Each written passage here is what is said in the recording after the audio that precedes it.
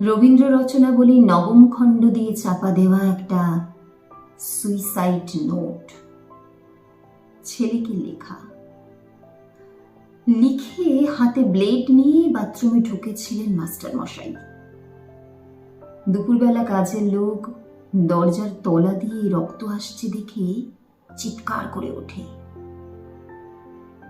ছেলেকে লেখা এই তার প্রথম এবং শেষ চিঠি। অরুণী, আমি বিশ্বাস করি সন্তান পবিত্র জলের মতো। যদিও তোমার সঙ্গে আমার সম্পর্ক ভালো নয়, তবু তোমাকেই লিখে রেখে যাই। গত 2 বছর তোমার মায়ের চিকিৎসা বাবদ আমার যৎসামান্য সঞ্চয় আপাতত নিঃশেষিত।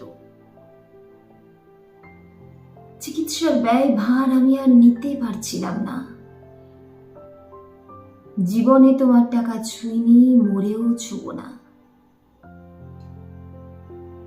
আমি আজীবন ছাত্র পড়িয়েছি, জ্ঞান তো কোনো অন্যায় করিনি। গত মাসে আমার স্কুলে এক অভিভাবক এসে ঝুলোঝুলি করেন তার ছেলেকে নেবার জন্য। আমি প্রথম দিন ফিরিয়ে দিই, দ্বিতীয় দিন ফিরিয়ে দিই, তৃতীয় দিন পারিনি।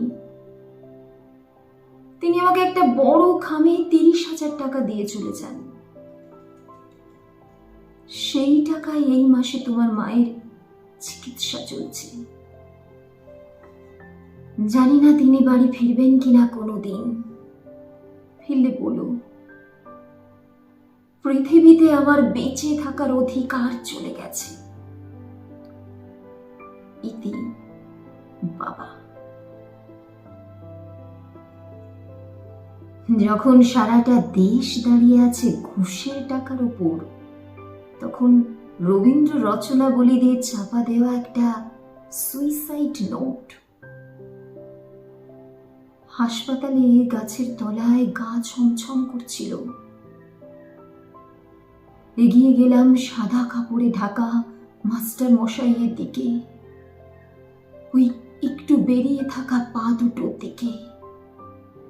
একটু বেরিয়ে থাকা পা দুটো যেন ভারতবর্ষের শেষ মাটি।